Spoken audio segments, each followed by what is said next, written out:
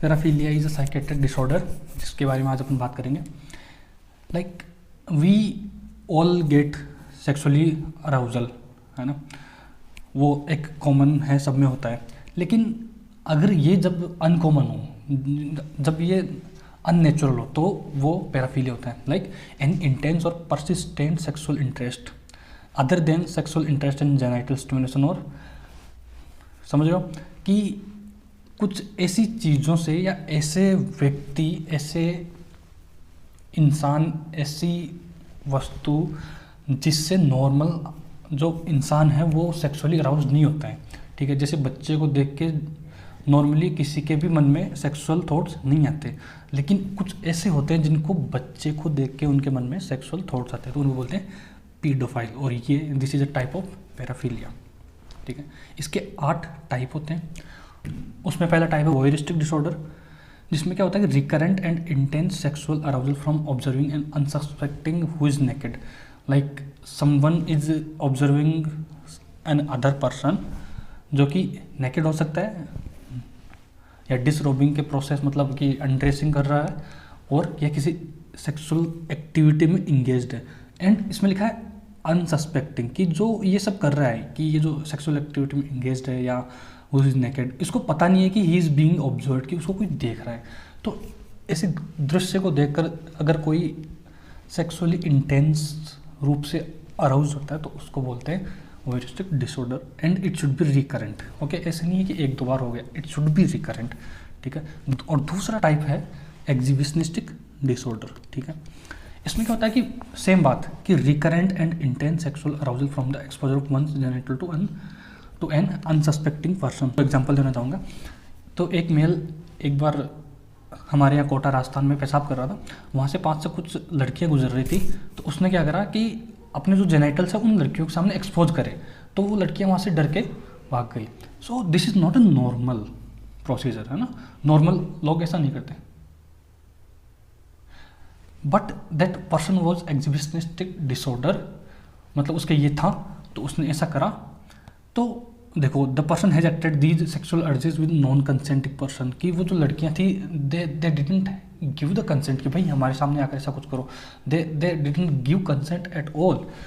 और ये जो एक्टिविटीज़ है, ये सेक्सुअल अर्जेस जो होती हैं वो क्लिनिकली डिस्ट्रेसफुल होती है और सोशल फंक्शनिंग में इम्पेयरमेंट करती है। तो ये हो गया एग्जिबिशनिस्टिक डिसऑर्डर। तीसरा है फ्रोट्यूरिस्टिक डिसऑर्डर।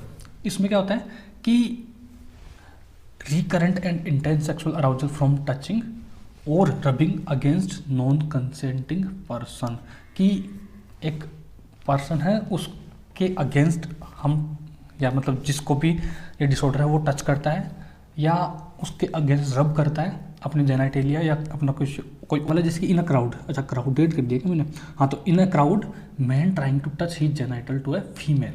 सो वो जो फीमेल है वो कंसेंट तो नहीं दिया ना उस फीमेल ने कि you come and rub against me, you come and touch me, but still he is doing so. Obviously these are crime and these are dealt according to criminal procedures, but it's a psychiatric disorder known as frotteuristic disorder. फिर next आता है sexual masochism disorder. Sexual masochism disorder, इसमें क्या होता है, intense and recurrent sexual arousal from act of being humiliated. अगर जो patient होता है वो खुद ह्यूमिलेट होता है, या तो खुद बीटा, मतलब अगर उसको कोई पीटता है या वो पीटा जाता है, या उसको बांध देते हैं, या वो और भी किसी अदर तरीके से जब सफ़र करता है, तो ही और she get sexual arousal from that suffering, वो सफरिंग से सेक्सुअल अराउजल प्राप्त करते हैं। नेक्स्ट है सेक्सुअल सैडिज्म डिसऑर्डर, कि जैसे इसमें क्या था कि सेक्सुअल मैसोकिज्म में जो ये है, ये पेशेंट है, तो ये खुद सफ़र करके सेक्सुअल अराउजल होता है। लेकिन सेम इसमें क्या होता है कि recurrent and intense sexual arousal from the physical और psychological suffering of another person. Like कुछ होते हैं जो अपने पार्टनर को सेक्सुअल, जो भी सेक्सुअल एक्टिविटीज़ होती है उनमें अपने दूसरा पार्टनर होता है उसको या तो साइकोलॉजिकली या फिजिकली सफ़र करवाते हैं, like beating and all those thing, और they get sexually aroused from these things. These persons are porn addicted often, वो आपको पता ही है। नेक्स्ट है पीडोफिलिक डिसऑर्डर। जैसा कि मैंने शुरू में एग्जांपल दिया था कि अगर कोई बच्चे को देख के सेक्सुअली अराउज होता है तो that is considered to be paedophilic disorder.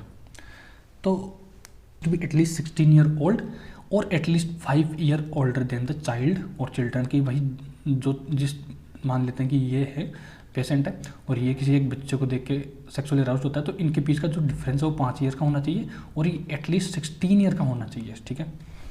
तो ये DSM-5 के हिसाब से क्लासीफाई कर रखा है। एक और होता है कि फेटिसिस्टिक डिसऑर्डर। तो इसमें क्या होता है कि recurrent and intense sexual arousal from either non living object और highly specific focus on non genital body part. Like मैं बोल सकता हूँ कि जैसे बहुत से लड़कों में होता है ये कि वो जब सुबह उठते हैं या रात को सोते हैं तो वो they imagine that they are on a female, है ना, they imagine their bed to be female, ठीक है। मैंने ऐसा पढ़ा है, this are not my personal experience obviously. तो this is considered to be fetishistic disorder. और इसमें एक और पार्ट होता है कि highly specific non genital body part, कि नॉर्मली फीमेल और male are excited or sexually aroused by opposite or same gender genital, but if a person is sexually aroused by non highly specific, like हो सकता है that maybe his or her tummy, whatever, I don't know, तो highly specific focus on non genital body part, this is fetishistic disorder। इसमें last आता है transvestic disorder. Transvestic disorder माने कि arousal from cross dressing, like there is a male, वो साड़ी पहनता है और वो कांच में देखता है खुद को, वो खुद को मिरर में देखता है, ठीक है, और वो खुद को मिरर में देख के सेक्सुअली अराउज होता है। तो this is known as transvestic disorder. इसमें एक टर्म होती है ऑटोजेनिफाइलिया।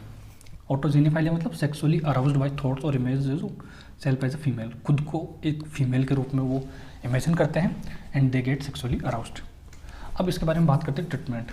तो जो ट्रीटमेंट है उसमें जो मेडिसिनल पार्ट है उसमें आती है SSRIs, selective serotonin reuptake inhibitors, जो कि आप साइकेट्री में हो तो पढ़ते हो, अगर if you are psychology student then you are not allowed to prescribe the medicine.